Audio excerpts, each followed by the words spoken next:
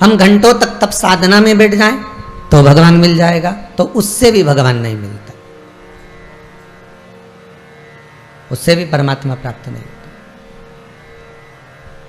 फिर हमने सोचा कि हम बहुत देर तक बैठकर हम कुछ ऐसा कर जाएं जिससे हमें भगवान प्राप्त हो जाए, तो भगवान उससे भी प्राप्त नहीं होता। भगवान को प्राप्त करने के लिए बस इस मन के भीतर, इस चित्तवृत्ति के भीतर, तानपुरा लगल बा, इस चित्तवृत्ति के भीतर, इस मन के भीतर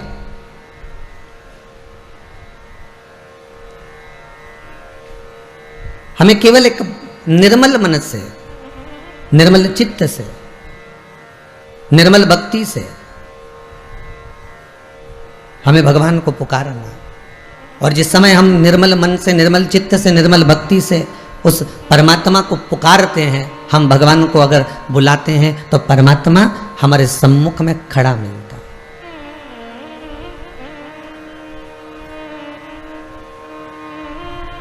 उसको मिलने में देरी नहीं लगती।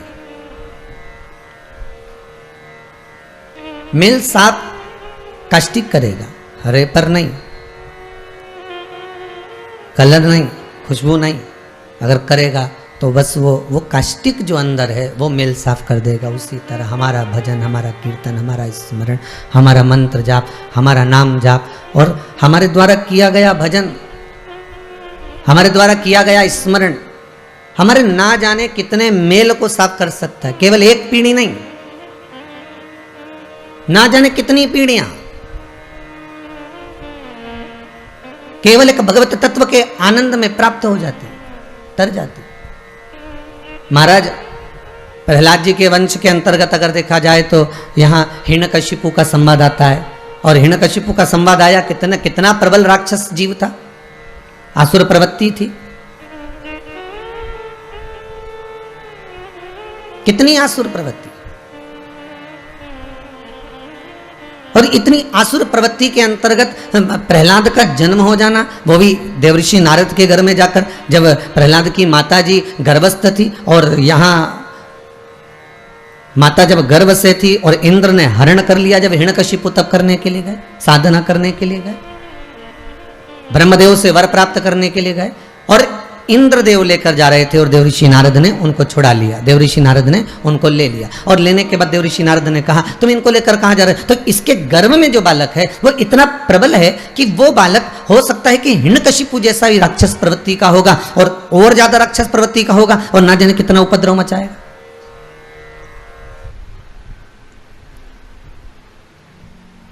फिर ना जाने वो कितना उपद्रव कर दे, इसलिए इसको गर्भ में ही शांत कर दिया जाए, इसको गर्भ में ही मिटा दिया जाए।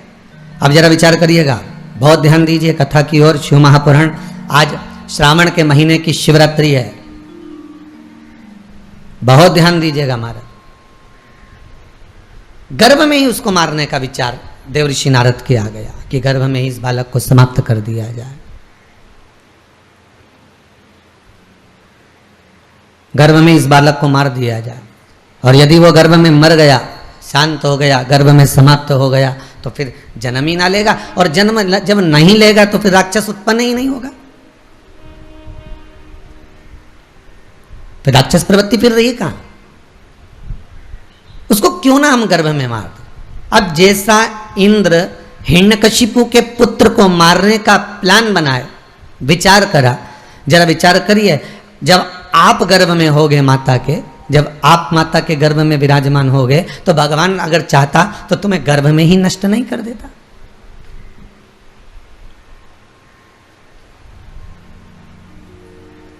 भगवान अगर चाहता तो गर्भ में नष्ट नहीं कर देता, पर उस परमात्मा ने गर्भ में नष्ट इसलिए नहीं करा क्योंकि प्रहलाद को भी इंद्र गर्भ में नष्ट कर रहे थे, प्रहलाद को भी इंद्र गर्भ में नष्ट कर रहे, पर देख लिया देवऋषि नारद ने कि यह बालक कोई साधारण नहीं है, यह बालक जो गर्भ के अंदर विराजमान है यह कोई साधारण नहीं हो सकता। जो गर्भस्थ विराजमान है यह भगवान की भक्ति में डूबने वाला, भगवत का स्मरण करने वाला, भगवत नाम का जाप करने वाला, श्री हरि को प्रसन्न करने वाला है, भगवान की भक्ति में डूबने वाला है, भगवान के स्मरण में डूबने वाला है। ये ज्ञात हो गया देवऋषि नारद को। और कोई सदगुरु होता है, कोई संत, कोई साधु, कोई सन्यासी, कोई ब्राह्मण, कोई साधक ऐसा होगा जो पहचान जाएगा कि ये गर्भ में मारने के लायक नहीं है, इसको मारा ना जाए, इसको जीवित रखा जाए। और जब ये जीवित रहेगा, जब ये जीवित रहेगा और जीवित रहेगा तो फिर ये कहीं ना कहीं हरि भक्ति को धारण करेगा, भगवान के स्मरण को धारण करेगा। और भगवान की भक्ति में जब डूब जाएगा, भगवान के स्मरण में जब डूब जाएगा, भगवान की सहज भक्ति में जब वो पहुंच जाएगा, तो संसार के ना जाने कितने लोगों को भी भगवान की भक्ति में डुबो देगा। मारने को तो भगवान गर्भस्थ मार देता, भगवान दोनों को जीवित रखता है, धर्म करने वाले को भी और पाप करने वाले को भी। अगर भगवान चाहते तो इस रावण को गर्भ में नहीं मार देते। अरे बोलो तो, जितने लोग आस्था से चैनल पर कथा सुन रहे हो, जितने फेसबुक यूट्यूब पर कथा सुन रहे हो, अगर भगवान पापी को मारना होता तो जन्म ही क्यों देता?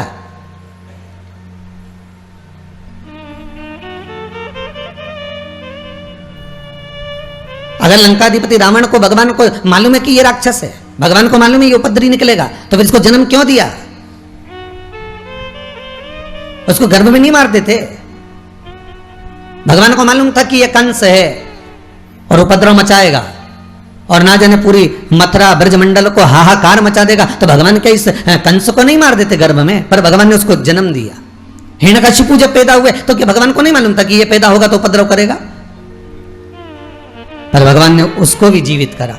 हिरण्याक्ष का भी मालूम था। संसार में भगवान अगर देवतुल्यों को, भगवत भजन करने वालों को, स्मरण करने वालों को, पुण्य करने वालों को, धर्मात्माओं को अगर मेरा भगवान जन्म देता है तो उसके साथ में पाप करने वालों को भी भगवान जन्म देता है। कारण क्या होता है कि भगवान ये विचार करता है कि पुण्य वाले के साथ में भजन में अगर लगोगे, परमात्मा की भक्ति को धारण करोगे, तो एक ना एक दिन वो परमात्मा का मिलन करवा देगा। एक छोटा सा प्रसंग है, ध्यान दीजिएगा। एक गोबर के कीड़े को भंवरे से मित्रता हो गई।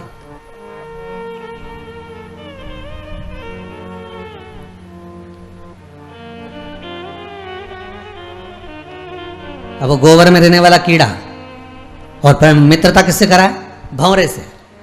अब गोबर में रहने वाले कीड़े की मित्रता भंवरे से हो गई। अब भंवरे से हो गई तो दोनों में बड़ी बड़ी गहरी मित्रता हो गई, बड़ी प्रसन्नता हो गई, बड़ी मित्रता। एक दिन भंवरा बोला गोबर के कीड़े से, अरे भाई, हाँ मित्र बोल, क्या बात है? बस मेरा मन कहता है कि अब मुझे बहुत तेज भूख लग रही है। इतनी सी बात। गोबर के कीड़े ने कहा चला जा, जल्दी आ। तो क्या कहाँ हूं? तो भंवरे ने पूछा मैं कहाँ हूं? तो गोबर का कीड़ा कहाँ में रहता था? अरे जम के तो बोलो, गोबर के अंदर। तो गोबर के कीड़े ने कहा जल्दी आ, मैं जहां रह रहा हूं मेरे साथ चल, अभी खिला देता हूं। और जैसे ही वो गोबर में भंवरा बैठा और उसके पंख सब गोबर में लथपथ हो गए, बेचारा खाने गया था भोजन और मालूम पड़े उसी में लथपथ हो गया। फिर उसका मन नहीं लगा, बड़ी मुश्किल से गया, फिर जाके नहाया, स्नान करा, उसने कहीं जाकर पानी की बूंदों से अपने आप को स्नान करा, धोया, फिर इसके बाद वापिस आया। अब भंवरे ने कहा भाई तेरे साथ में नहीं रह सकता, एक काम कर, तू मेरे साथ चल।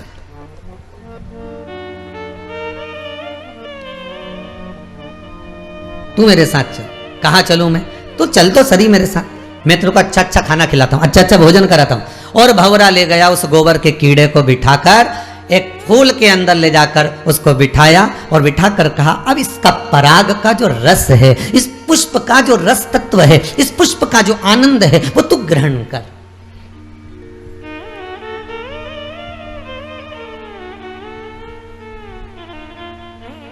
और इस पुष्प का जब रस तत्व तू ग्रहण करेगा, उसमें जो खाने में आनंद आएगा, जो पाने में आनंद आएगा, जो तुझे सुख मिलेगा, वो सुख कहीं नहीं मिलेगा। अब वो जो गोबर का कीड़ा था वो फूल के अंदर बैठ गया। अब तो पहली बार तो इतनी जोरदार पार्टी मिली है। अब अभी तक तो इतनी जोरदार पार्टी मिली नहीं थी, और अब जो पार्टी मिल रही है, इतना जोरदार जो भोजन मिल रहा है, तो उसमें तो सुख का अनुभव हो गया।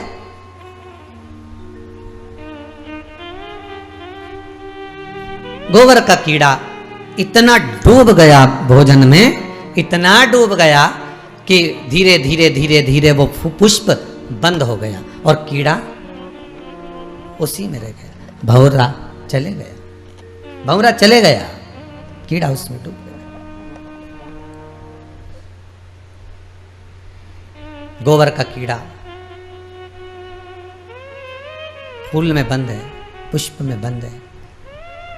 माली आया, सवेरे सवेरे पुष्प उतार कर ले गए। माली ने ले जाकर उस पुष्प को बाजार में रखा, वहां से कोई ब्राह्मण उस पुष्प को खरीद कर ले गया। ब्राह्मण उस पुष्प को लेकर गया, भगवान के चरणों में ले जाकर उस पुष्प को छोड़ दिया। अब वो कीड़ा भगवान के चरणों से निकला, भगवान के श्री विग्रह की ओर बढ़ा और भगवान के शरीर पर घूम रहा है। घूमने के बाद वो कीड़ा वापस फूल में जाकर बैठ गया और बैठने के बाद जब पुष्प को उठाया गया, निर्माल्य जब पुष्प हो गए, उनको जब उठाया, उठाने के बाद उसको ले जाकर फिर फूल को, जो उतरे हुए फूल होते हैं, उसको ले जाकर पंडित जी ने गंगा जी में डाल दिया। गंगा जी में डाला, जैसे ही वो गंगा में गया, जाते से ही गंगा के जल में तैर रहा था, ऊपर से भंवरा आ गया। भंवरे ने आकर कहा, मित्र क्या बात है, आज तू बड़ा प्रसन्न दिख रहा है। तो वो गोबर का कीड़ा कहता है कि मित्र बने तो तेरे जैसा बने, जिसने मुझे गोबर में से निकालकर पुष्प में ले जाकर रख दिया, पुष्प में से ले जाकर भगवान के चरणों में ले जाकर रख दिया, भगवान के चरणों में से ले जाकर गंगा के जल में ले जाकर रख दिया, ऐसा मित्र बने तो आपको अच्छी जगह ले जाकर रख दिया। अगर संसार में जन्म मिला है आपको, मृत्यु लोक में आप पैदा हुए हो, माता के गर्भ से अगर जन्मे हो, और तो माता को, पिता को लज्जित मत करना, साथ उसी का देना जो सतमार्ग पर चल रहा।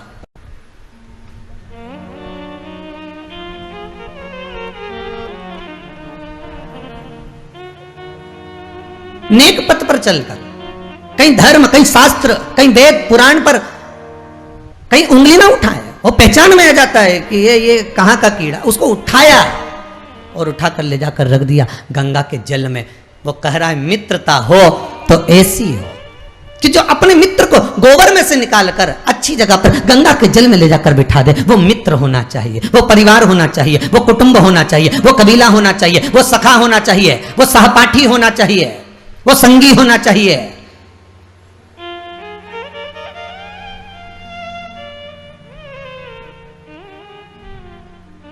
गोबर में से निकालकर जो आपको भगवान के चरणारविंद तक ले जाकर छोड़ दे, गोबर में से निकालकर जो परमात्मा की चौखट तक ले जाकर छोड़ दे, गोबर में से निकालकर जो गंगा के दरवाजे पर ले जाकर छोड़ दे। दो तरह के मित्र होते हैं। एक मित्र हमेशा कहता रहता है, चल रहे महाकाल चलते हैं, चल रहे ओंकारेश्वर चलते हैं, चल रहे भीमा शंकर चलते हैं, चल रहे पताल महादेव चलते हैं, चल कुबेरेश्वर महादेव चलते हैं, चल चमत्कालेश्वर महादेव चलते, चल मनकामेश्वर चलते हैं। वो बार बार तुमसे कह रहा है, अरे सावन का महीना चल रहा है, चल मंदिर चलते, महाकाल चलते हैं, ओमकारेश्वर चलते हैं, नर्मदा नहाएंगे, महाकाल का दर्शन करेंगे, छिपरा नहाकर बड़ा आनंद पाएंगे, गढ़कालिका का दर्शन करेंगे, भैरू का दर्शन करेंगे, सुंदरमा हर सिद्धि का दर्शन करेंगे। एक मित्र कह रहा है चल वहां चल, बार बार कह रहा है। और दूसरा मित्र कह रहा है, अरे चल तो सरी, उज्जैन चलेंगे, तुम्हारा जोरदार खूब भांग घुटती है, तो भांग पीकर आ जाएंगे। अब एक जा रहा है काय के लिए, चम के बोलिए जरा, दर्शन के लिए। दूसरा उसी उज्जैन में जा रहा है, उसी महाकाल की नगरी में जा रहा है, पर उसके विचार अलग हैं,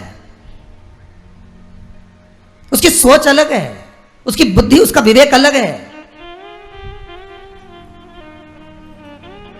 एक कह रहा है चल दर्शन करने ओमकारेश्वर, दूसरा कह रहा है रहने दे, अभी देखते हैं अगले सोमवार तक चलेंगे, अगला सोमवार है, फिर अभी बहुत सारा काम पड़ा है, अभी तो लॉकडाउन हटा, बड़ी मुश्किल से तो व्यापार चला है, अगले सोमवार चलेंगे। सावन पूरा निकल गया और श्रावण पूरा निकला, अब विचार आया कि एक काम करते हैं, अब अभी नहीं जा रहा, फिर बाद में देखा जाएगा, बाद में देखेंगे। विचार करा, फिर बाद में चलने का विचार।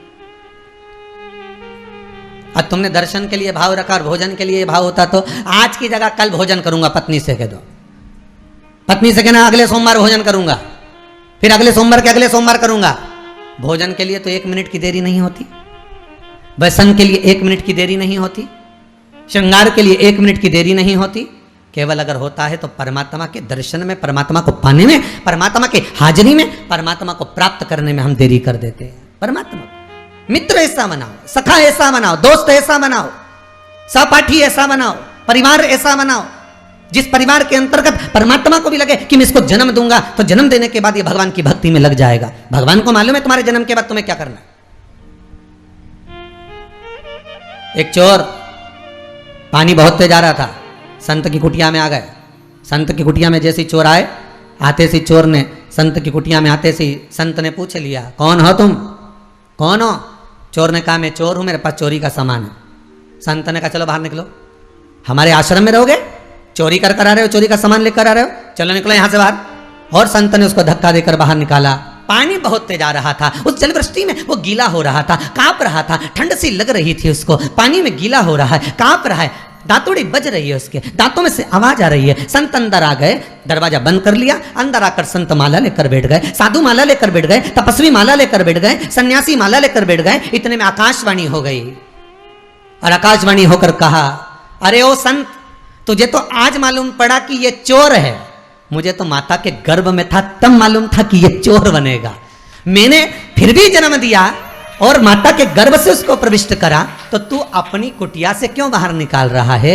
मुझे तो पहले से मालूम है, माता के गर्भ से बच्चे की जब नाल कटती है, बच्चा जब जन्म लेता है, माता के गर्भ से जब बालक जन्म लेता है, बालिका जब जन्म लेती है, माता के गर्भ से जब बच्चा जन्म लेता है, नाल कटते से उसका भाग्य लिख दिया जाता है कि ये क्या बनेगा, क्या करेगा, मृत्यु लोक में जाकर कितना इसको भजन करना है, कितना दान करना है, कितना पुण्य करना है, कितना सत्कर्म करना है, कितना नाम जाप करना है, कितना मंत्र जाप करना है, कितनी निंदा करना है, कितनी चुगली करना है, कितनी बुराई करना है, उसके लेख पर लिख दिया जाता है कि इसको इस समय पर इतनी बुराई करना ही पड़ेगी, इसको इस समय पर इतना भजन करना ही पड़ेगा।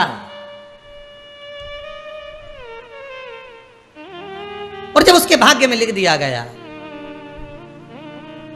उसके भाग्य में जब लिखा गया, तो फिर उसको वो करना ही है, चाहे तुम कितना ही 7 ताले में बंद कर दो तो भी वो करेगा, तो भी करेगा। भगवान को मालूम था जन्म देने के पहले, भगवान जब गर्भ में रखा आपको, हमको, चाहे आप हो जितने आस्था चैनल पर कथा को श्रवण कर रहे हैं, जितने फेसबुक यूट्यूब पर कथा सुन रहे हैं, चाहे वो सुन रहे हो ना सुन रहे हो, चाहे वो कहीं बैठकर कथा का रसतत्व ग्रहण कर रहे हैं, उस परमात्मा को अपने जन्म के पहले मालूम था कि ये क्या करेगा, ये निंदा करेगा कि भजन करेगा, ये स्मरण करेगा कि भक्ति करेगा, ये भोजन करेगा कि भजन करेगा, ये व्यापार करेगा कि नौकरी करेगा, ये सब परमात्मा को मालूम है। आपको नहीं, परमात्मा को सब मालूम।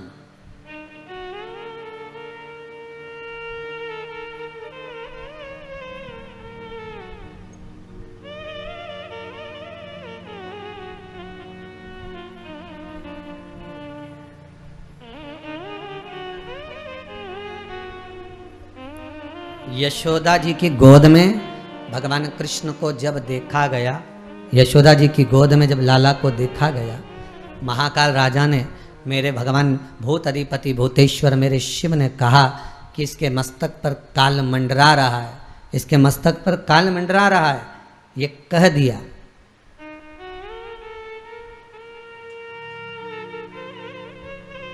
तो भगवान कृष्ण मन में मुस्कुराते हुए यशोदा जी की गोद में विचार करते हैं कि बाबा कह रहे हैं कि इसके मस्तक पर काल मंडरा रहा है, पूतना इसको मारने आएगी, तृणावत इसको मारने आएगा, अगासुर बकासुर कंस ये सब इसको मारने आए, इसके मस्तिष्क पर काल मंडरा रहा है। ये भगवान शंकर जब लाला का दर्शन करने आए तब कह रहे हैं यशोदा रानी से कि इसके मस्तक पर काल मंडरा रहा है।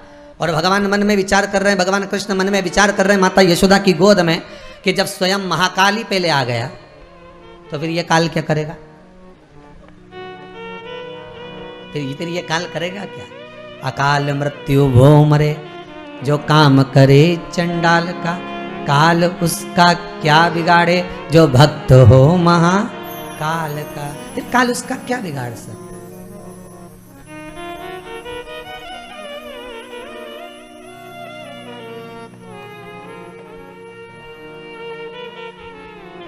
तो बिगाड़े तो बिगाड़े क्या?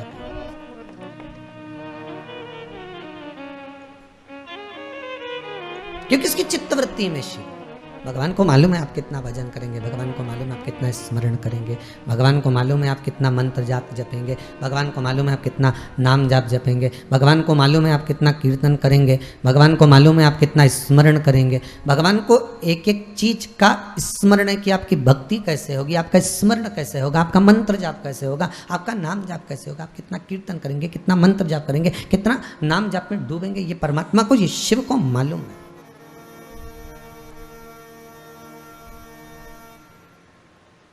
भगवान को ये ज्ञात है, पर हम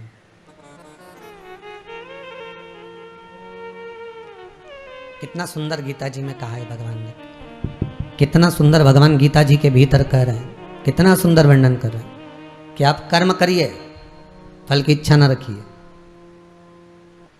आप तो केवल कर्म करो।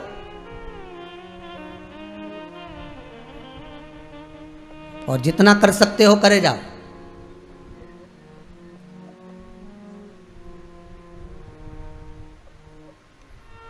जिस पल, जिस घड़ी, जिस क्षण आपको लगे कि अब मैं कर्म करते करते हार गया, थक गया, अब मेरे बस का कुछ भी नहीं रहा, तब फिर विचार कर लेना। पर कर्म से पीछे मत हटना, कर्म तो करना पड़ेगा। पूर्व के कर्म को काटने के लिए मृत्यु लोक में आकर हमें कर्म करना ही है।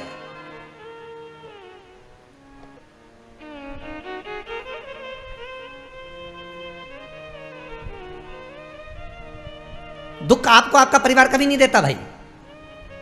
ना आपकी माता आपको दुख देगी, ना आपके पिता आपको दुख देंगे, ना आपका भाई आपको दुख देगा, ना आपकी धर्म पत्नी आपको दुख देगी, ना पति दुख देगा, ना बच्चे दुख देंगे, ना कुटुंब दुख देगा, ना बहू दुख देगी, ना पोता पोती दुख देंगे। आप में से कितने लोग हैं जो टीवी पर कथा सुन रहे हैं और उनका परिवार उनको दुख दे रहा है? कितने लोग हैं ऐसे? कभी विचार करना एकांत में बैठकर कि आपको ना आपकी पत्नी दुख दे रही है, ना आपको आपका पति दुख दे रहा है, ना आप अपने पति को तलाक दे रहे हो, ना आप अपनी पत्नी को तलाक दे रहे हो, ना आपका बेटा आपको दुख दे रहा है, ना आपकी बहू आपको दुख दे रही है, ना आपका कुटुंब के लोग, परिवार के लोग, भाई आपको दुख दे रहा है। ये कहीं नहीं हो सकता। भाई भी आपको दुख नहीं दे रहा, ना आपके परिवार वाले, ना नातेदार, ना रिश्तेदार, ना मित्र, ना सखा, ना दोस्त, कोई आपको दुख नहीं देता। ये शिव महापुराण की कथा कहती है। हमको लगता है कि हमारे परिवार वाले दुख दे रहे हैं, हमको लगता है हमारी बहू हमें दुख दे रही है, हमें लगता है हमारी सास हमें दुख दे रही है, हमें लगता है हमारा पति हमको दुख दे रहा है, हमें लगता है हमारे कुटुंब वाले हमको दुख दे रहे हैं। पर शिव महापुराण की विद्येश्वर संहिता कहती है ये कोई आपको दुख नहीं देते। दुख आपका पूर्व का कर्म आपको देता है। ये जितने भी मिले हैं ना आपको, रिश्तेदार, नातेदार, कुटुंब, भाई, बंधु, सखा, पत्नी, पति, पोता, पोती, ये जितने लुटेरे मिले हैं, ये जितने अपशब्द कहने वाले मिले हैं, ये जितना ताने देने वाले मिले हैं, ये जितना गाली देने वाले मिले हैं, ये जितना उंगली उठाने वाले मिले हैं, ये कोई दूसरे नहीं, तुम्हारे पूर्व कर्म के कोई ना कोई पुराने ही होंगे जो तुम्हारे साथ जुड़कर तुम्हारे टांग खींचने के लिए सामने खड़े हुए हैं। ये कोई तुम्हारे होंगे।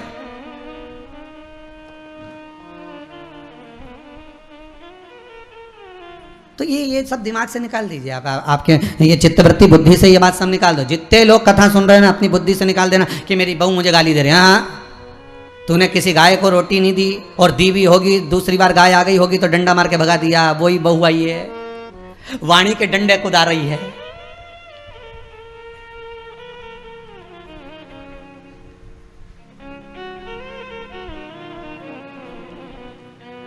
कोई बेटा अगर नहीं सेवा कर रहा, कोई बेटा नहीं पूछ रहा, समझ लेना पूर्व में हमारे बुजुर्ग कोई दादाजी होगा, कोई दादी जी होगी, कोई ससुर जी होगा, कोई जेठ जी होगा, हो सकता है किसी की हमने सेवा नहीं करी हो और वही बेटा बनकर आया, आज हमारी सेवा नहीं कर रहा। मत बुरे कर्म कर बंदे वरना पछताएगा, भगवान की आंखों से तो बच नहीं पाएगा, तू बच नहीं पाएगा।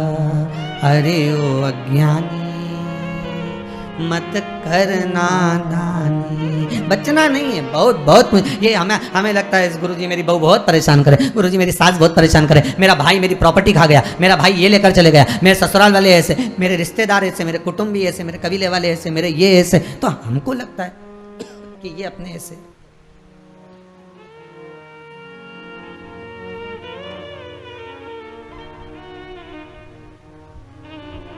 हमको लग रहा है कि ये हमारे ऐसे हैं, हमारे को लूट रहे हैं, हमको ऐसा परेशान कर रहे हैं, हमको ऐसा कर रहे हैं, पर नहीं भाई।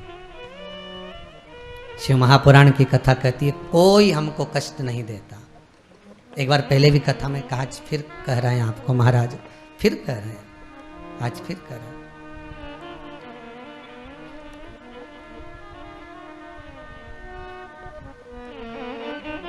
आपको फिर निवेदन कर रहे हैं। बीमार हुए देवास में, बीमार हुए भोपाल में, बीमार हुए सीहोर में, बीमार हुए कहीं, डॉक्टर को दिखाने जा रहे हैं इंदौर, डॉक्टर को दिखाने जा रहे हैं भोपाल, डॉक्टर को दिखाने जा रहे हैं देवास, मुंबई, पुणे, जहाँ तहाँ हम डॉक्टर को दिखाने के लिए जा रहे हैं। वहाँ हॉस्पिटल में हमने सुई लगवाई, इंजेक्शन लगवाया, वहीं से कहीं कुछ चीरा फाड़ी कर दी, ऑपरेशन कर दिया। जरा विचार करना, कभी एकांत में बैठ कर कि रहते यहाँ थे, दवाई लेने पहुँचे वहाँ, इंजेक्शन वहाँ लगवाया, बताओ ऑपरेशन वहाँ करवाया। तो इतने सारे हॉस्पिटल, कहीं ना किसी ने कहा सूरत भी जा सकते हो, किसी ने कहा अहमदाबाद चले जाओ, किसी ने कहा वहाँ चले जाओ, कोई कहे पूना चले जाओ, कोई कहे मुंबई चले जाओ, कोई कहे इंदौर चले जाओ, कोई कहे भोपाल चले जाओ। पर रहने वाला कहाँ का और जाकर ऑपरेशन करवा रहा है कहाँ पर? विचार करिएगा। रहने वाला कहाँ का और इंजेक्शन लगवा रहा है कहाँ जाकर? जरा विचार करिएगा।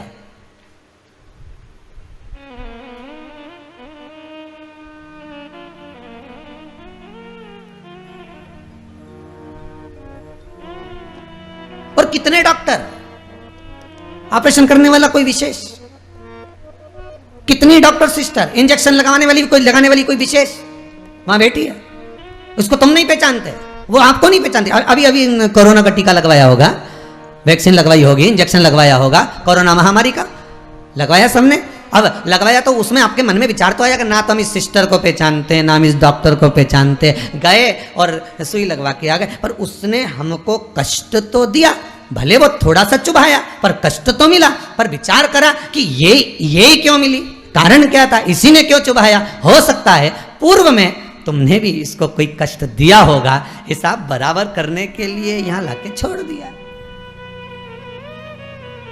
वो दुनिया के लोगों ने कहा है ना कि ये कोरोना महामारी को उपजने वाला, वो चीन के ऊपर लोगों ने कहा कि उन्होंने इस कोरोना महामारी को प्रकट कर, अब उनने तो कर दिया, उनने तो संसार में विनाश का कारण बना दिया, पर फिर प्रकृति ने क्या करा आज की स्थिति में, प्रकृति क्या कर रही है फिर वो भी अंदाजा लगा। कहीं मालूम पड़े मिट्टी हवा में उड़ रही है, ऐसी उड़ रही है गीली कि सब गाड़ी ने बंगला सबके धो दिया उसने। फिर बचा कुचा था, पानी की बाढ़ आ गई।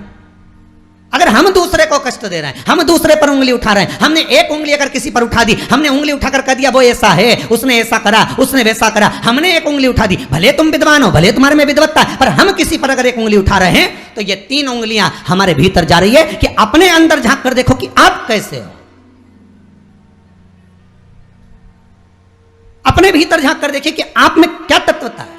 जो हम दूसरे में कुछ खोट देख रहे हैं तो हम में कितना खोट भरा होगा, हम में कितना कपट भरा होगा, तभी तो सामने वाला कपटी नजर आ रहा है। जैसा चश्मा लगाओगे सामने वाला व्यक्ति वैसा ही तो दिखेगा। लाल कलर का लगाओगे तो लाल दिखेगा, काला लगाओगे तो काला दिखेगा, पीला लगाओगे तो पीला दिखेगा। नेत्रों में जो काम, अगर अहंकार है तो अहंकारी दिखेगा, लोभ है तो लोभी दिखेगा, वासनावान है तो वासनावान दिखेगा, तृष्णावान है तृष्णावान दिखेगा, चोर है चोर दिखेगा, कपटी है कपटी दिखेगा, बेईमान है बेईमान दिखेगा, अज्ञानी है अज्ञानी दिखेगा। आपकी दृष्टि जैसी होगी सामने वाली की सृष्टि वैसी ही नजर आएगी, सामने वाला व्यक्ति आपको वैसा ही दिखेगा। आपका चित्त अच्छा है, आपका मन अच्छा है, आपके दिल अच्छा है, आपके भाव अच्छे हैं, सामने वाला भी वैसा ही नजर आएगा। भगवान कृष्ण ने भेजा था दुर्योधन को अच्छा ढूंढने के लिए, एक अच्छा नहीं मिला। युधिष्ठिर को भेजा था पूरी पृथ्वी पर से कोई बुरा व्यक्ति ढूंढ कर लाओ, युधिष्ठिर को बुरा नहीं मिला, क्योंकि उसकी युधिष्ठिर की बुद्धि में, चित्त में ये भरा था, उनकी वृत्ति में ये भरा हुआ था कि बुरा कोई है ही नहीं, संसार में कुछ ना कुछ अच्छाई दिखी जाएगी। बुरा जो देखन में चला बुरा न मिला कोई। हम देख रहे हैं, हम चित्तवृत्ति से, हम विचार,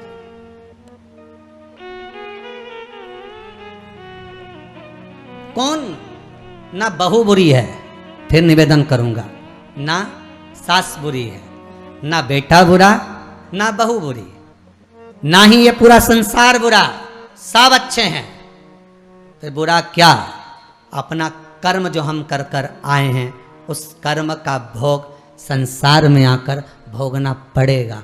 एक रोटी भी हमको खाने को मिल रही है तो हमारे पूर्व के किए हुए कर्म के अनुसार मिल रही है। दुख भी अगर हमको मिल रहा है तो हमारे पूर्व के कर्म के अनुसार मिल रहा है। सुख भी मिल रहा है तो हमारे पूर्व के कर्म के अनुसार मिल रहा है। हम जैसा कर्म करें उसके अनुसार हमें फल मिल रहा है।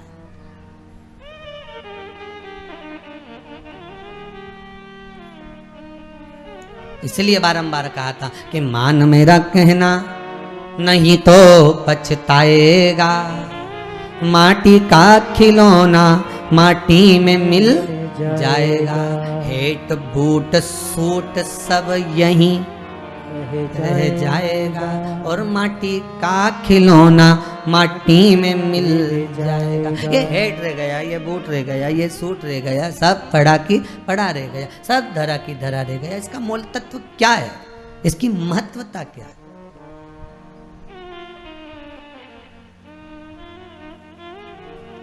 इसकी मूलता कुछ नहीं, इसकी मुख्यता कुछ नहीं, इसकी महत्वता कुछ नहीं।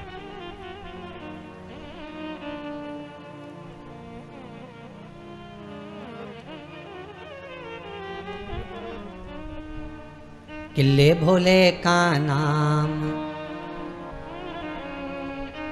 भगवान शिव का मंत्र, नाम स्मरण जप कीर्तन सुख दे। और वो सुख कोई साधारण नहीं हो सकता। वो सुख का आनंद, वो सुख का भाव बढ़ता चले जाता, आनंद बढ़ता चले जाता।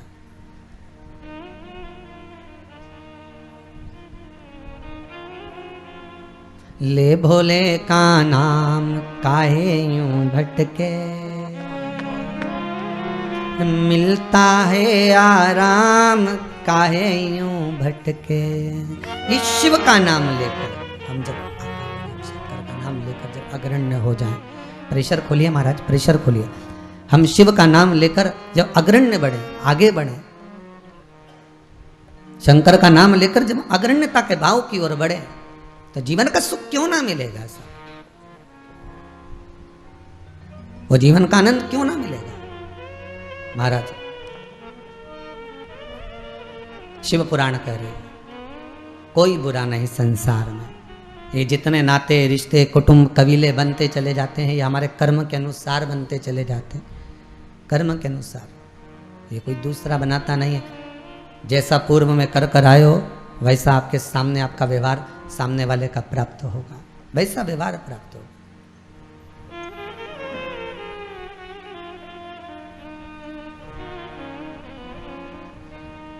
शिव पुराण कह रही है, शंकर की कथा कह रही है, शंकर का अनुमोदन कर रहा है। महाराज अच्छी संगत में बैठोगे, अच्छी संगत में अगर विराजमान होगे तो सुख अपने आप मिलेगा। माता के गर्भ से अगर आपका जन्म हुआ है तो कुछ अच्छा करने के लिए ही हुआ है। अगर आप बैठकर आस्था चैनल के सामने शिव महापुराण की कथा सुन रहे हो तो अपने आप को गौरवान्वित महसूस करना।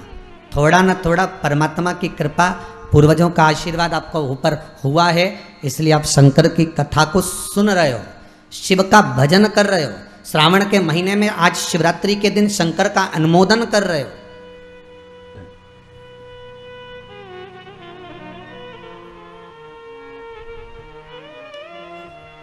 घर में 4 बहुएं होती हैं, 5 बहू होती है, 6 बहू होती है। सास 6 बहू को बोलती है कि जाओ पानी लेकर आओ, अरे बोलो जम के जरा, नहीं बोलती ना। सास किसी एक का नाम लेगी, ए बेटा, ए लाली, एक बहू का नाम लेगी और उसको पुकारेगी और पुकार कर कहेगी जरा मेरे लिए 1 गिलास पानी ला दे बेटा। बहू जाएगी, पानी ला कर देगी। अब सास ने वो 3 को क्यों नहीं बुलाया रे?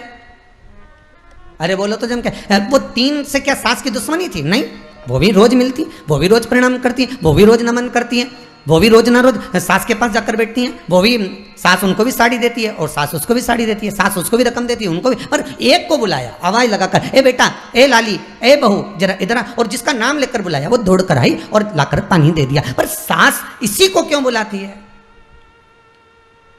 4 बहू में से इसी बस बहू को आवाज क्यों लगाती है? बस उतना तुम अंदाजा लगा कर रखो कि सास इसी को ज्यादा क्यों बुलाती है, इसी से बात क्यों ज्यादा करती है। ना तो उसने कुछ दिया, ना इसने कुछ दिया, ना कोई बात। पर कुछ बहू में, 4 बहुओं में, 4 बेटे में कोई एक ऐसा होता है जिससे सास की अच्छी पटती है। उसी तरह भोलेनाथ भी परिवार में उसको देख लेता है जिससे शिव की अच्छी पटती है, उसी को बिठाता है कथा में।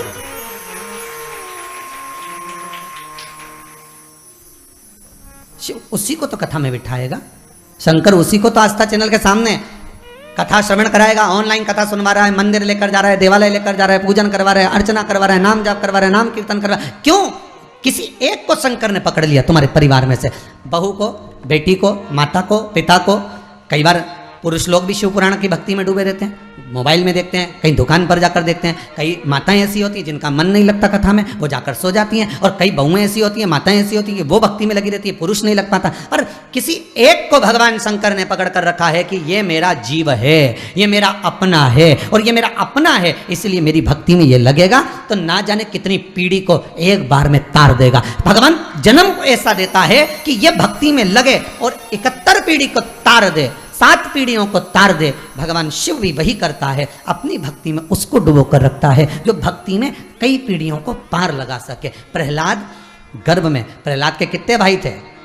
सब प्रहलाद जैसे निकले क्या? नहीं, पर भगवान ने कहा इसको जीवित रखो क्योंकि ये भक्ति करेगा, ये भजन करेगा, ये स्मरण करेगा, ये मंत्र जाप करेगा, ये नाम जाप करेगा, और भगवान की भक्ति में डूबेगा तो ये भगवान को प्रकट भी कर लेगा। उसी तरह आप भी भगवान की भक्ति में डूबे हुए हो। आपके जन्म का कारण केवल एक है। आज तक संसार वालों को ये नहीं मालूम कि हम पैदा ही क्यों हुए।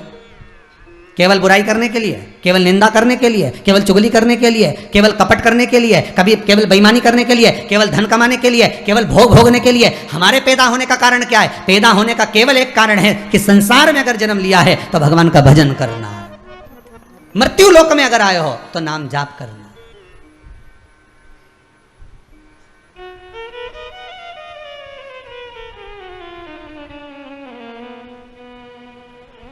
अगर मृत्यु लोक में आए हो तो भजन करो, मंत्र जाप करो। अरे मौका मिला है, उस स्मरण में डूबो।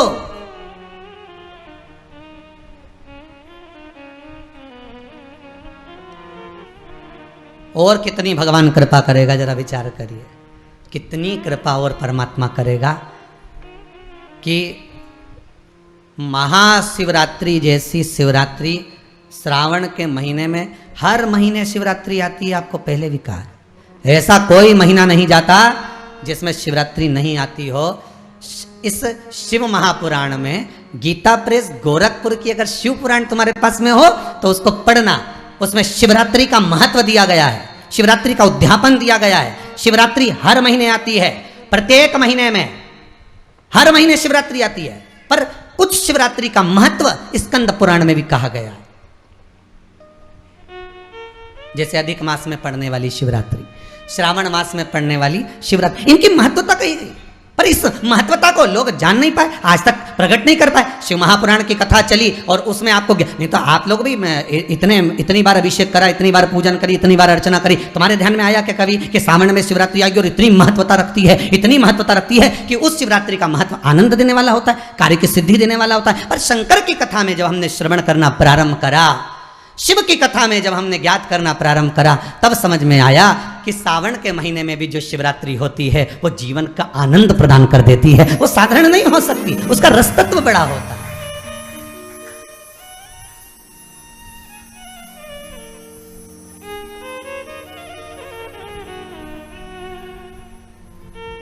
एक विपिन जोशी रऊ से, नाम है उनका विपिन जोशी, रऊ के। उस बच्चे ने एक मैसेज करा है, किसी के यहाँ सर्विस करता है वो, तो उस बच्चे ने मैसेज करा है कि मेरी बहन की शादी है देवउठनी एकादशी के बाद, मेरी बहन की शादी है और मेरे पिताजी नहीं हैं, मैं और मेरी माँ और मेरी बहन है। मेरी माँ दूसरे के यहाँ खाना बनाने जाती है, कभी हम लोग टिफ़िन भी दे देते हैं, पर अभी लॉकडाउन में ना टिफ़िन चल रहा है ना भोजन चल रहा है। बड़े दुखी थे हम, बहन की शादी सिर पर है, पैसे की व्यवस्था नहीं, किराए के मकान में हम रहते हैं। मैंने उस बालक को, हमने आशीष जी से कहा है कि उसको कहना कि तुम्हारा फ़ोटो भी ज़रूर डालना, तुम्हारी क्लिपिंग भी ज़रूर डालना। वो लिख कर भेजा है कि ये शिवरात्रि जो सावन के महीने में आई है, मेरी माँ ने मुझसे कहा कि तू एक काम कर, मिट्टी के पैकेट बना ले, सफ़ेद मिट्टी, पीली मिट्टी, लाल मिट्टी, काली मिट्टी, और थोड़ा थोड़ा कमल गट्टा, थोड़ी काली मिर्ची रखकर उसका पैकेट बना ले। मैं धन्यवाद लिख कर भेजता हूँ कि मेरी बहन की शादी की व्यवस्था शंकर ने आज ही कर दी है। ये फिर प्रभु की कृपा। मैं इंतजार कर रहा हूँ कि कैसे व्यवस्था होगी। शिव करने वाला है। मेरी माँ का इस शिव महापुराण के प्रति जो विश्वास है वो जागृत हो गया। आज पूरे विश्व में, पूरे भारत की भूमि ही नहीं, देश ही नहीं विदेश में भी आज की शिवरात्रि की धूम मची हुई है। हर साल सावन आया, पहले भी कितने सावन निकल गए, पर मालूम शिवपुराण शिवरात्रि आए सावन के महीने में आती भी तो निकल जाती, किसको मालूम, कौन बताए, किसको ज्ञात। और आज जो शिवरात्रि आई पूरे विश्व में ऐसा लग रहा है कि जैसे दिवाली आ गई, पूजन की तैयारी ने लोग मिट्टी खरीदे ने सामान खरीदे ने, गुलाब का फूल अखबारों में आ गया कि 2 दिन में गुलाब के फूल की कीमत 4 गुनी हो गई।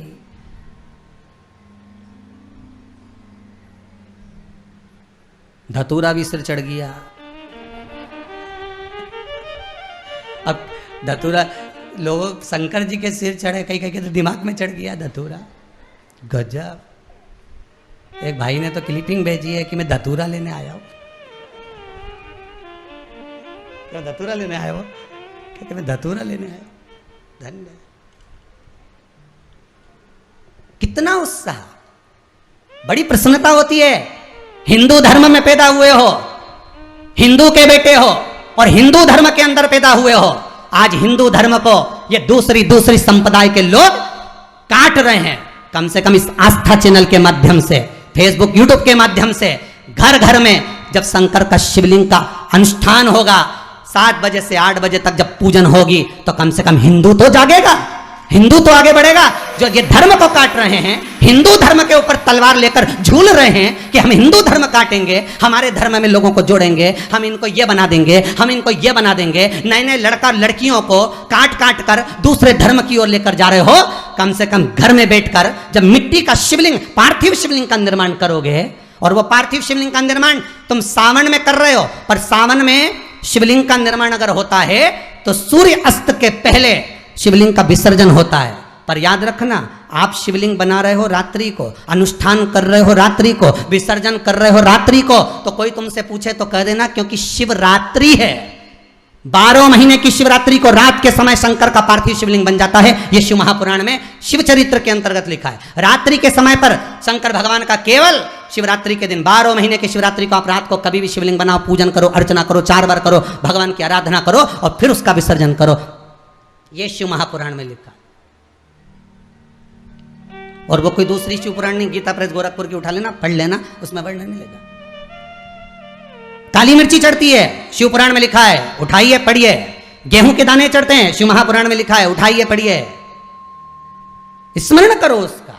एक एक चीज जो शंकर को चढ़ रही है वो क्यों चढ़ रही है, किस लिए चढ़ रही है, उसका अनुमोदन शंकर की कर। हिंदू धर्म में पैदा हुए हो तो अपने धर्म को कटने मत देना। दूसरे धर्म में ये बच्चे और बच्चियों को जाने मत देना। इनको रोकने का एक ही तरीका है, भले सामने बैठ के रोको चाहे ऑनलाइन रोको, पर इस धर्म को बचाना होगा, तब जाकर धर्म रक्षति, धर्म की रक्षा होगी। नहीं तो ये धर्म कब नष्ट हो जाए कोई भरोसा नहीं।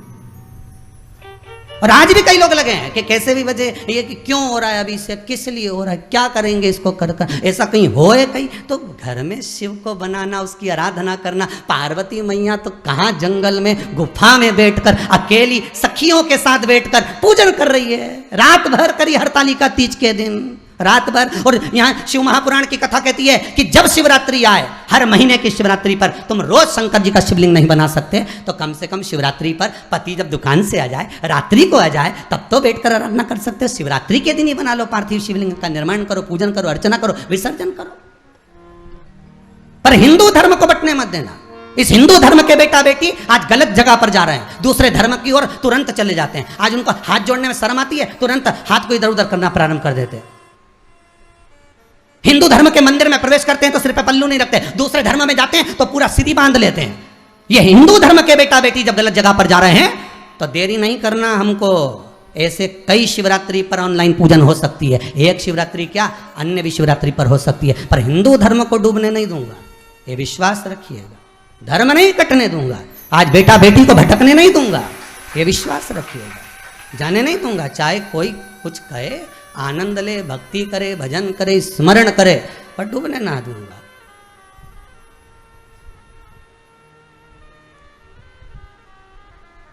भक्ति के बल पर आनंद पाओ, सुख पाओ, भटको नहीं मार्ग से। शिव पुराण कह रही है, शंकर का अनुमोदन। कितने कितने भाग्यशाली हो साहब, आपकी किस्मत को धन्यवाद देता हूं, आपके भाग्य को धन्यवाद देता हूं।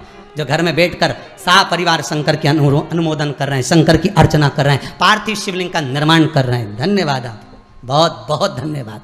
आज तो 33 कोटि देवता भी बाल खुजाएंगे कि कहाँ से लिया आए है इतने शिवलिंग।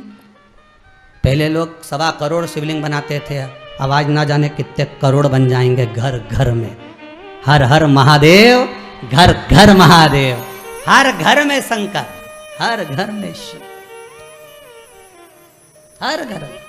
शिवरात्रि का अनुमोदन है ये शिवरात्रि है, मूल आनंद पाओ से।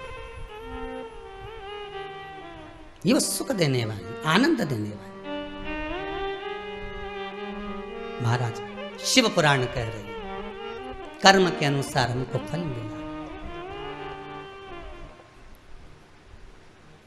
एक बार जब कद्रू और वीनता, नागों की माता कद्रू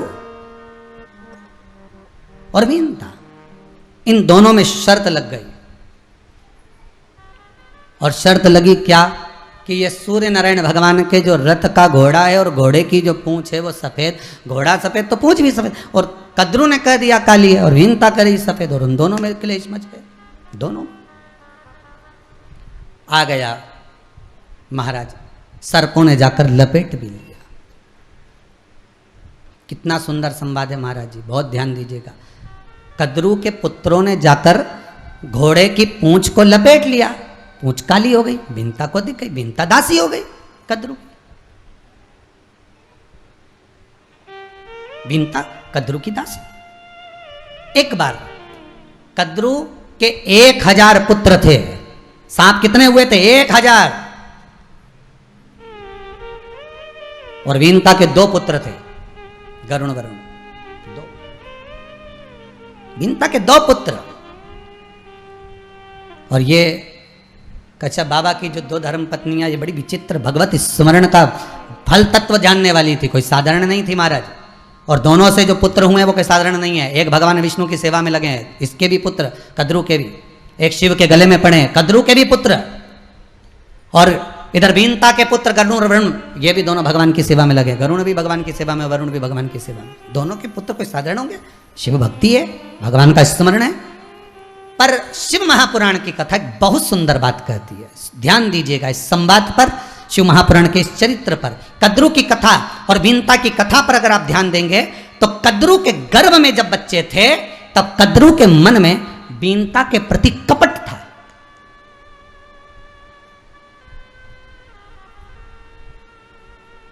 वीनता के प्रति कपट भरा हुआ था। एक गर्भवती जो नारी होती है ना, जिसके भीतर गर्भ होता है, गर्भवती जो नारी होती है, मेरा निवेदन रहेगा इस व्यासपीठ से, मैं करबद्ध निवेदन करता हूं हाथ जोड़ करके, गर्भवती नारी को अगर कितना भी क्रोध आए पर 9 महीने थोड़ा क्रोध पर संयम रखिएगा। आपको कोई जल दे रहा है, लड्डू खाने को दे ना दे, कोई पेड़ा दे ना दे, कोई पूछे ना पूछे, सम्मान दे ना दे, आदर करे ना करे, सत्कार करे ना करे, पर गर्भवती नारी को 9 महीना जब तक बच्चे गर्भ में है तब तक मुख से अपशब्द नहीं कहना, क्रोध नहीं करना, कोई ऐसे शब्द ना बोलना जिससे किसी को ठेस पहुंचे। उसका कारण क्या होगा? उसका कारण दूसरे पर नहीं होगा, जो गर्भस्थ बालक है उसमें होगा। देखिए वीनता ने अपने पति से कहकर केवल 2 पुत्र मांगे थे, कद्रू ने 1000 पुत्र मांगे थे। दोनों को हुए, उसको 1000 हुए, इसको 2 हुए। पर वीनता ने एक बात बड़ी सुंदर कही, मुझे 2 पुत्र हों भगवत भजन वाले। कद्रू ने भी कहा मुझे भी 1000 पुत्र हों भगवत भजन करने वाले। तो कद्रू का पुत्र शेषनाग भगवान विष्णु की सैया पर है, वासुकी नाग भगवान शंकर के गले में है। ये भजन करने वाले चाहिए। दोनों ने भजन करने वाले मांगे, दोनों ने सेवा करी, दोनों ने अर्चना करी, दोनों ने स्मरण करा। पर एक के पुत्र सर्प बने जिनके मुख में विष भरा है, और दूसरे गरुण जी महाराज जिनके मुख पर श्रीमन नारायण श्रीमन नारायण, वरुण जी महाराज जिनके मुख पर श्रीमन नारायण श्रीमन नारायण। जरा विचार करिएगा, क्यों? क्योंकि वीनता के मन में कद्रू के प्रति कपट नहीं था, पर कद्रू के मन में वीनता के प्रति कपट था। वो कपट का विष बन गया और जितने गर्भ में बालक थे वो सब विषैले हो गए, वो सारे विषैले। बच्चों में कपट नहीं होता, बच्चों में छल नहीं होता, बच्चों में बेईमानी नहीं होती, बच्चों में प्रपंच नहीं होता, बच्चे तो एकदम साफ होते हैं, एकदम क्लीन।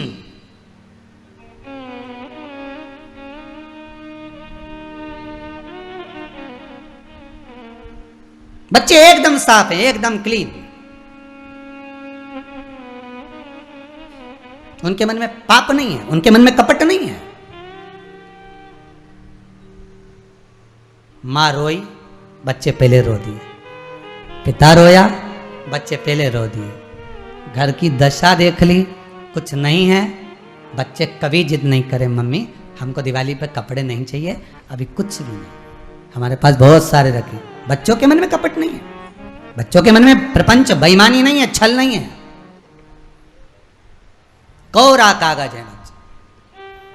अब कई कई की माताएं कहती हैं कि हमारा बच्चा बहुत उद्यम करता है, ये इतना गदर करता है, ये ऐसा करता है, ये वैसा करता है, तो उसका कारण क्या है गुरुदेव? आप बोलते हो कि छल नहीं है, कपट नहीं है, बेईमानी नहीं, तो फिर आखिर कारण क्या है, ऐसा क्या है? तो ये किसी बात का नहीं है, ये माता के गर्भ में जब ये था ना, और ये माता जैसा सोचती थी ना, जैसा विचारती थी, जैसा बोलती थी, जैसा संबोधन करती थी, 50 बार टॉर्चर करती थी, तुम जा रहे हो बाजार से मेरे लिए ये ले आना, फोन उठा उठा के बार बार कह दे तुम ये लेके ही आना, फिर पूछे तुम कहाँ हो, तुम कहाँ हो, 25 बार फोन करे। तो औलाद भी ऐसी पैदा हुई, एक काम के लिए मना करो, दूसरा काम जरूर करे।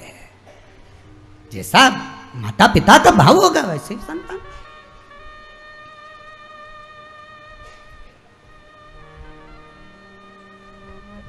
भाव वो होना चाहिए, गर्भस्थ नारी का भाव क्या होना चाहिए? गर्भ में अगर बच्चा है, गर्भस्थ संतान है, भगवान के प्रति भाव होना चाहिए।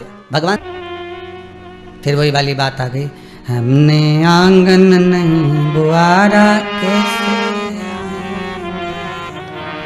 अब तक गंदा पड़ा है द्वारा कैसे आए भगवान। अब सोचो, भीतर तो इतना कपट भरा, छल भरा, बेईमानी भरी, प्रपंच भरा, और ऊपर से देखो कि साहब बड़े विचित्र, तो भगवान कैसे आएगा? ऊपर से तो भगवान कभी आता ही नहीं, ऊपर से उनको आता जो बुलाता।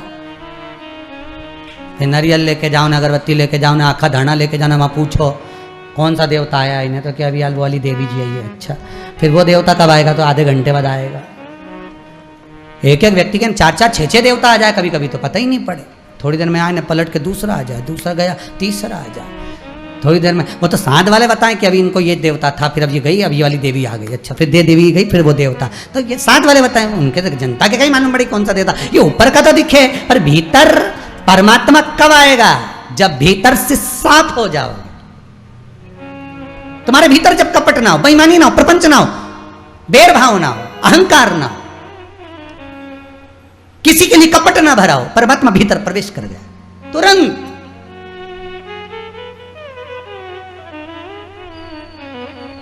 बाहर से देवता आता है तो बाहर का शरीर हिलता है, और भीतर से देवता आता है तो मन हिलता है। और ये बाहर का शरीर हिलना जरूरी नहीं है, मन हिलना जरूरी है। आत्मा जब हिल जाए भगवान की भक्ति में, नैनों से अश्रु बह रहे, शुद्ध नहीं, नैन लड़े त्रिपुरारी से, मैं उनकी हो गई, मेरे नैनन बरसे नीर, सखी उज्जैनी जाऊंगी, मेरे मन में नहीं है धीर, सखी मैं काशी जाऊंगी। छोड़ दिया मैंने खाना पीना तेरी याद में, मेरे मन में नहीं है धीर, सखी मैं सीहोर जाऊंगी। चित्त नहीं लग रहा, खाना पीना छोड़, एक बार कुबेरेश्वर धाम जाना, एक बार काशी जाना, एक बार उज्जैनी जाना, मन में उत्सुकता, उमंगता, आनंदता समाहित हो रही, मुझे जाना है।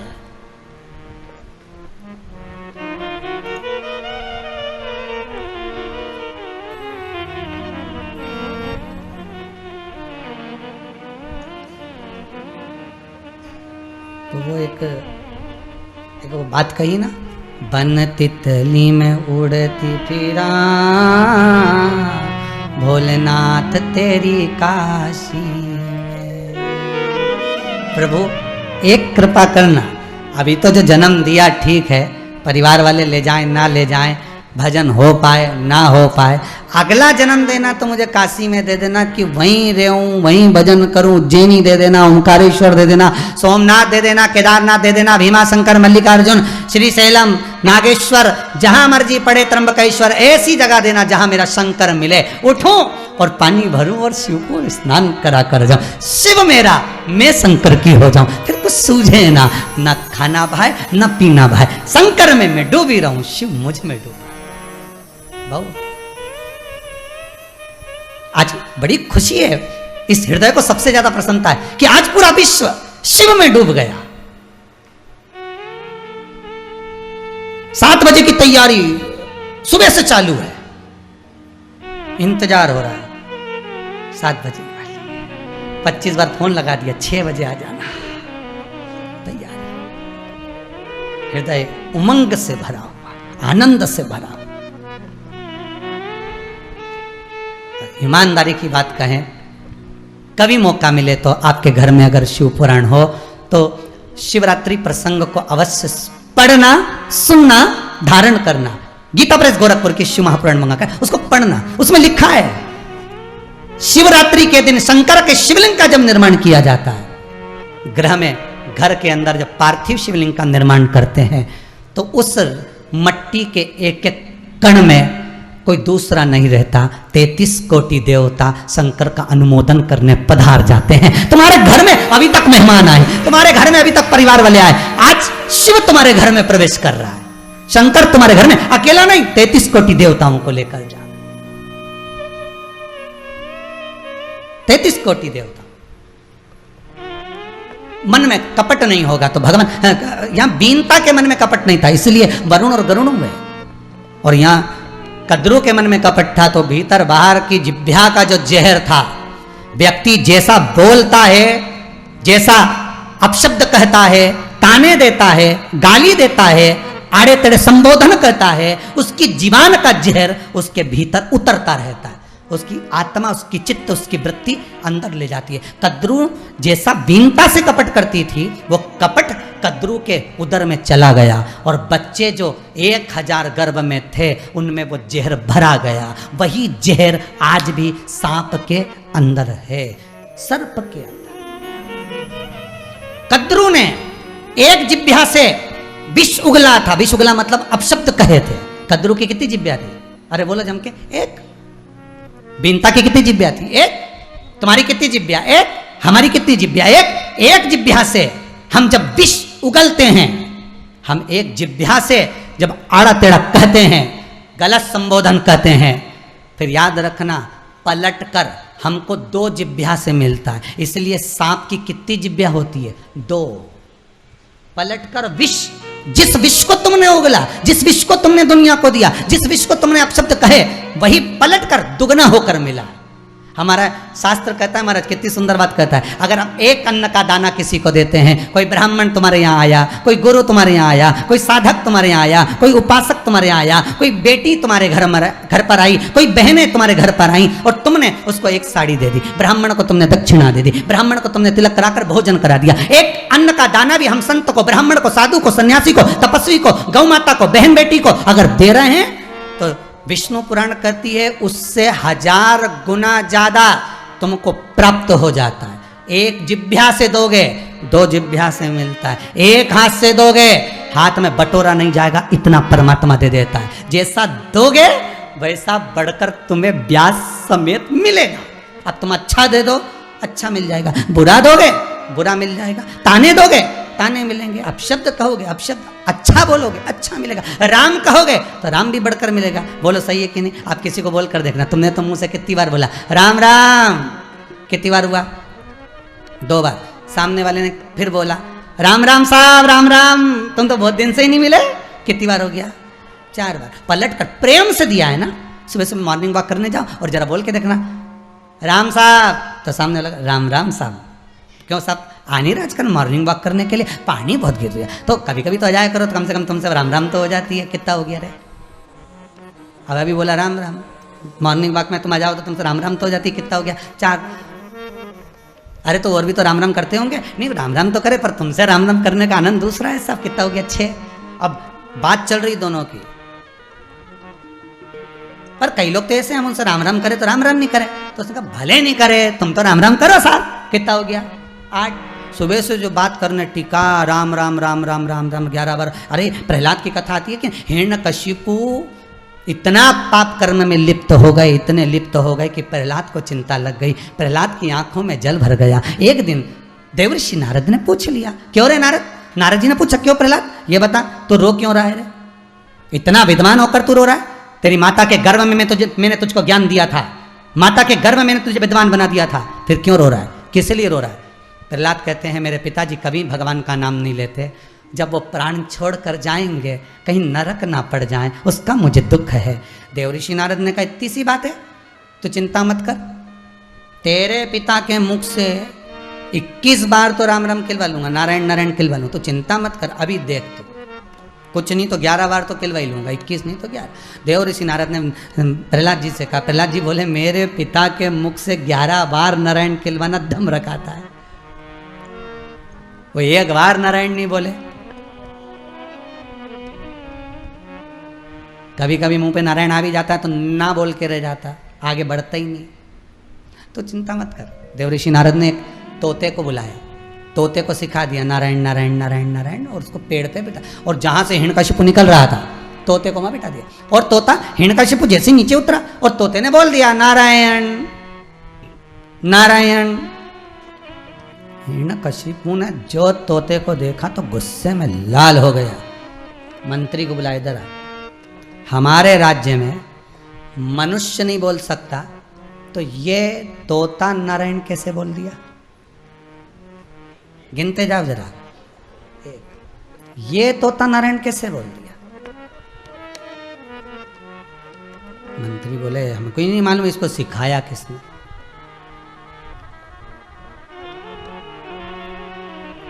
कल तक अगर इस तोते ने नारायण बोलना बंद नहीं करा तो तेरे प्राण हर लूंगा। गिनते जाओ। बस घर गया, गुस्से में लाल, तन्न फन हो रहा।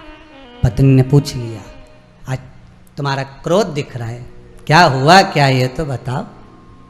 जिस नारी ने प्रहलाद को गर्भ में रखा होगा वो मां कैसी होगी, विचार करिएगा।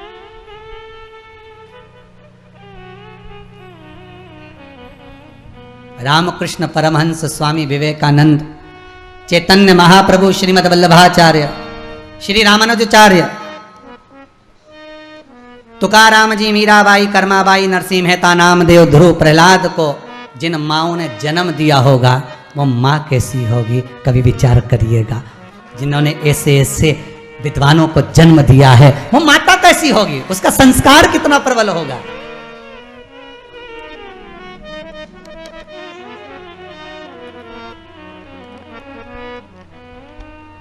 ये माता को गौरवान्वित किया जाता है, ये माता को गौरवान्वित करने वाले शब्द। अब यहाँ 2 बार हो गया, पूछ लिया धर्मपत्नी ने तुम्हारा आज क्रोध बहुत दिख रहा है, इतने में तो गुस्से में तो आ ही रहा था, मेरे यहाँ का पक्षी और वो भी नारायण नारायण कर रहा है। तो पत्नी बोली तुम्हारे राज्य में और पक्षी? पति बोला यही तो समझ में नहीं आ रहा है कि आखिर इसको नारायण सिखाया किसने। चलो अच्छा जाने दो, फालतू की बात मत करो, तुम तो चलो भोजन करो, टेंशन मत लो, चलो भोजन करो। पत्नी ने भोजन कराया। अब हिरण्यकशिपु की पत्नी पंखा झेल रही। वो तो हिरण्यकशिपु की पुराने जमाने की माताएं थी जो पंखा झेलती थी, आज के जमाने में तो पत्नियां पति की बात नहीं झेले, तो पंखा झेलने की तो जान दो।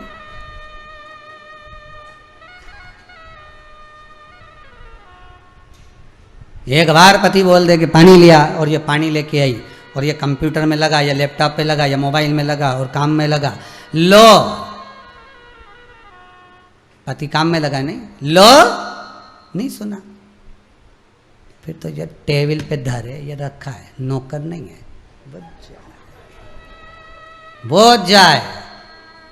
एक ये जो 10 मिनट पानी लेके नहीं खड़ी रही और एक रामचरितमानस में लक्ष्मण जी की धर्म पत्नी माता उर्मिला 14 वर्ष तक हाथ में पानी का लोटा लेकर खड़ी रही। क्यों?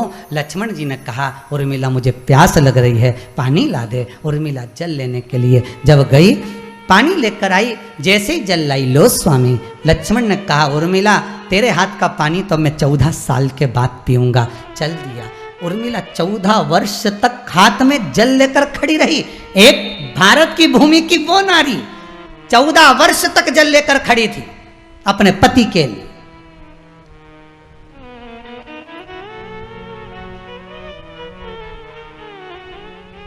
चौदह साल इंतजार करी। आज के जमाने में तो एक व्यक्ति को फोन लगा और फोन नहीं उठाए तो 2 मिनट का इंतजार नहीं हो। कितनी देर से लगा रही हूं, तू उठा ही नहीं रही है। फिर बेचारी के मन में भगवान तू तो फोन उठाने की बात करे, मारे ही उठा ले, इससे तो कई करूं इसके।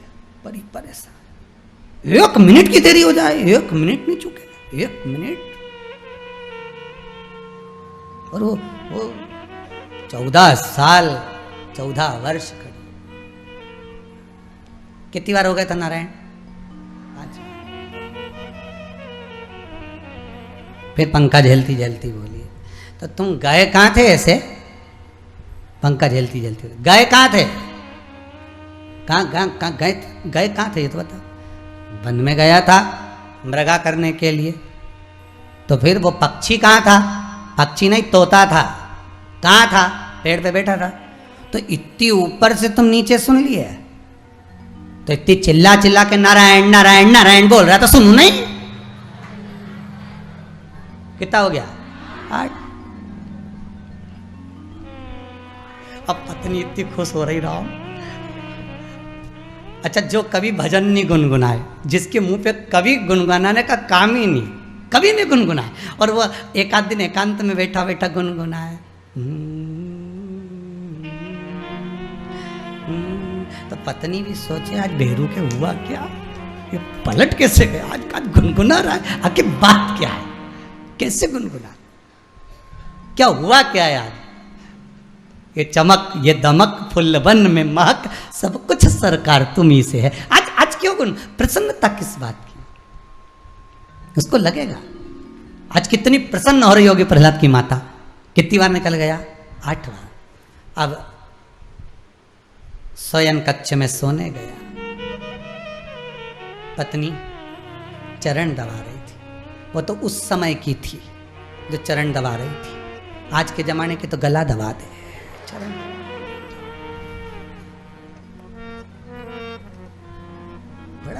ये कभी कभी होता है। एक बार हैदराबाद में शमशेरगंज गौशाला में कथा थी, तो वहाँ कथा करने गए थे, हो गए लगभग 8-10 साल के करीब में, 10 से भी ऊपर हो गया होगा।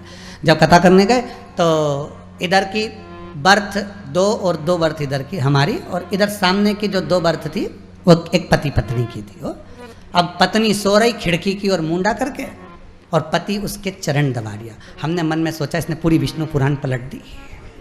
बताओ, अभी तक नारायण सोते थे लक्ष्मी चरण दबाती थी, और ये यहाँ तो ये सो रही ने चरण भेरू दबा। अब बेचारा ना हंस सकता ना रो सकता, तो केवल स्माइल भी ऐसा दे रहा। अब हम बर्थ पे बैठे थे, अब हमने उसको इशारे में कहा तूने नाक कटा दी, चरण दबाना है। वो इशारे में एक हाथ से बोला क्या करूं, अब क्या करें। इतने में बात ही चल रही तो पत्नी जम के दबाना, तो बेचारा फिर दोनों हाथ से लगा। करो सेवा, मना नहीं, पर सेवा भी किस जगह, किस प्रभाव से, किस भाव से, कैसी होना चाहिए, वो सेवा का प्रकार। सेवा का मना नहीं, सेवा करने में कोई को तकलीफ है, कष्ट है, बीमारी है, रोग है, सेवा कर सकते हो। पर कोई अच्छा ही है, जोरदार खा पी के आराम से सो रहा है और पांव दबा सोचे, ये सेवा का प्रकल्प नहीं हो सकता।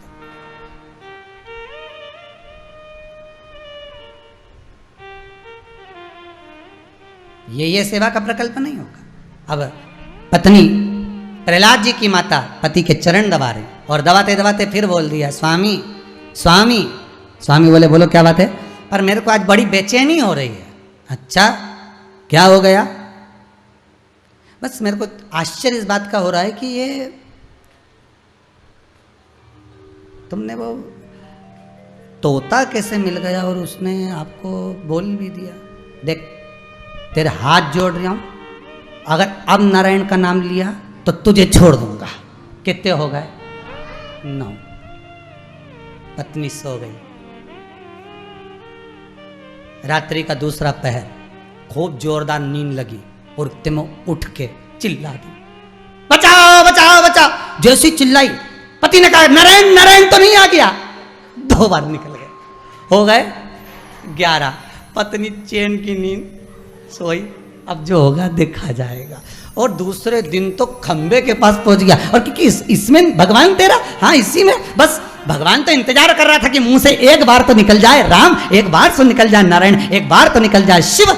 आज अगर लोग दुनिया के शंकर का शिवलिंग बनाकर पूजन कर रहे हैं, भगवान भी चाहता है कि तीसरी लहर को रोकना है, जनमानस का कल्याण करना है, तो श्रावण के महीने में शिवरात्रि का उत्सव कर कर शंकर का अनुमोदन ये शिव ने बना रखा, शंकर ने कह रखा। उसी तरह हमारी चित्तवृत्ति में भी वो बात समाहित होना चाहिए कि कैसे भी नारायण निकले तो इसका उद्धार तब होगा जब नारायण निकलेगा। खंबे में, तो खंबे में भगवान, हाँ है, गदा का प्रहार करा, खंबा टूट के नीचे गिर गया, नरसिंह भगवान प्रकट हो गए। अभी इसको विश्वास ही नहीं था कि खंबे में भगवान होगा। जब विश्वास पैदा हुआ कि खंबे में भी भगवान हो सकता है क्या, तब गदा का प्रहार करा।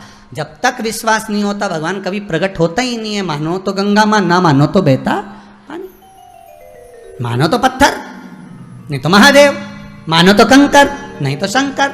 आपकी चित्तवृत्ति में आप जो मान लोगे कि ये कंकर है तो कंकर और शंकर है तो शंकर, आपकी चित्तवृत्ति में लग जाए कि शिव महापुराण शंकर का ही एक स्वरूप है। जिस शिवलिंग का हम निर्माण कर रहे हैं वो शंकर का स्वरूप है।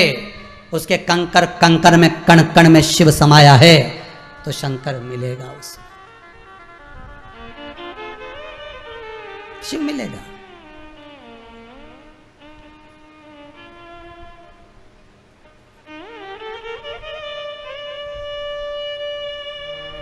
चित्तवृत्ति से निकला। परमात्मा को पाना सहज, बहुत सहज, पर विश्वास रखकर। भरोसा ही नहीं हो तो फिर कहां भगवान मिलेगा?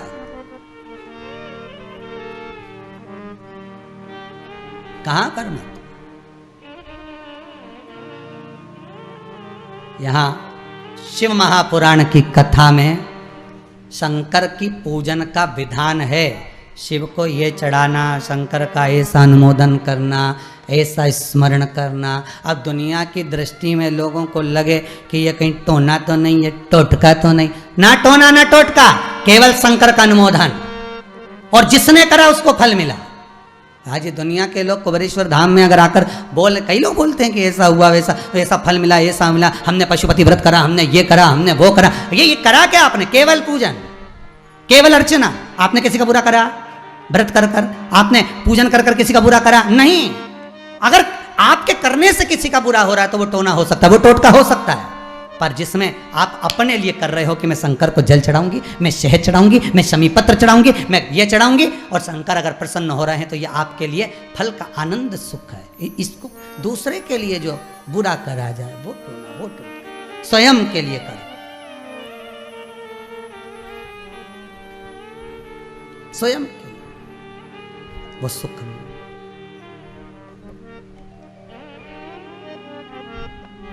शिव पुराण कह रहे, शंकर का चरित्र कह रहा है, शिव का अनुमोदन कर रहा है। कद्रू की चित्तवृत्ति में थोड़ी सी अंदर जिह्वा पर वीनता के लिए अब शब्द हो गया, वो शब्द गया अपने पुत्र के। अब मन में आया कि गुरुदेव ये बताओ कि सबकी एक एक जीवान होती है, सांप की 2 जीवान कैसे? ये भी प्रसंग है महाराज जी। जिस समय पर वीनता देवी दासी बन गई कद्रू की, कद्रू कहती जाओ हमारी पादुका उठा कर लाओ, वो पादुका उठा कर लाती, जाओ हमारे वस्त्र लेकर जाओ, धो कर लाइए, वो वस्त्र धोने चली जाती। फिर कहती जाओ ऐसा कर कर आओ, वो ऐसा करने 24 घंटे कद्रू बीनता से काम पर काम कराती। एक दिन श्री गरुण जी महाराज अपनी माता को लेने के लिए आए। माँ घर चलो, तुम्हारी याद आ रही है माँ, बहुत दिन हो जाते। कमरे में कक्ष में आप हमें स्नेह नहीं करती माँ, कभी अपने हस्त कमल हमारे मस्तक पर नहीं रखती माँ। माँ घर चलो, घर चलो माँ। बीनता जाने लगी। कद्रू ने चिल्लाकर आवाज लगाई, ए बीनता, तुझे मालूम नहीं है कि अभी मैं विश्राम करूंगी तो मेरे शयन कक्ष की तैयारी तुझे करना है। बीनता ने कहा, गरुण बेटा तुम चलो, मैं आती हूं। रात्रि भर गरुण जी महाराज अपनी मां बीनता का इंतजार करते रहे। रात्रि भर वरुण और गरुण दोनों इंतजार कर रहे, पर बीनता नहीं आई। कई साल निकल गए, साथ बीनता आती नहीं। रात भर गरुण सोते नहीं, नैनों में नींद आती नहीं। एक दिन मन में आया, पूछा जाए माँ से, माँ तू रात भर सोती भी है कि नहीं सोती, विश्राम करती है कि नहीं करती माँ, तुझे निंद्रा आती कि नहीं आती माँ। पूछा बीनता से गरुण जी महाराज ने, माँ तू सोती नहीं क्या, विश्राम नहीं करती क्या।